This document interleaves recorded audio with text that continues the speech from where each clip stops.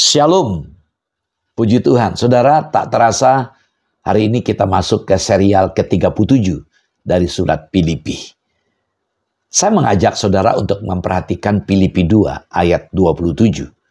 Hanya hendaklah hidupmu berpadanan dengan Injil Kristus. Supaya apabila aku datang, aku melihat.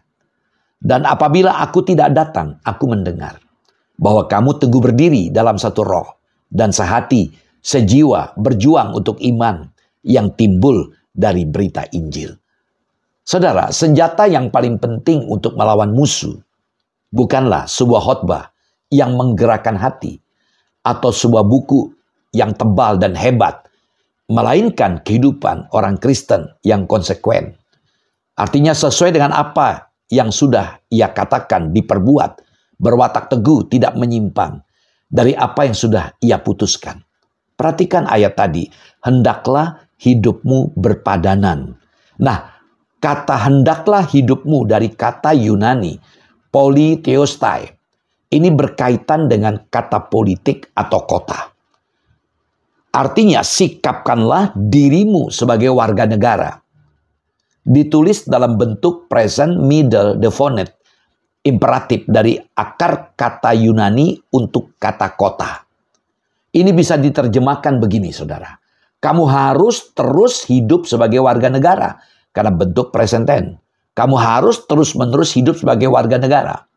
Jadi Paulus sadar panggilan untuk menderita demi Kristus adalah panggilan mulia. Ia mendorong jemaat Filipi untuk tetap hidup sepadan dengan Injil.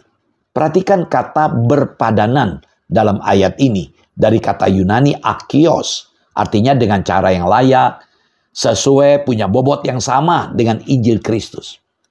Kehidupan yang berpadanan dengan Injil Kristus adalah kehidupan yang diwarnai oleh ketaatan kepada firman Tuhan. Nah, kehidupan yang sepadan dengan Injil Kristus paling tidak memiliki beberapa ciri. Yang pertama, bersatu dalam perjuangan iman. Kita lihat kembali Filipi 2 ayat 27-30. Perhatikan ungkapan sehati sejiwa berjuang dalam Filipi 2 ayat 27 tadi. Ya, sehati sejiwa berjuang untuk iman yang timbul dari berita Injil. Nah, kata berjuang dari kata sunatleo. Artinya berjuanglah bersama-sama sebagai atlet-atlet. Nah, betapa pentingnya kerjasama.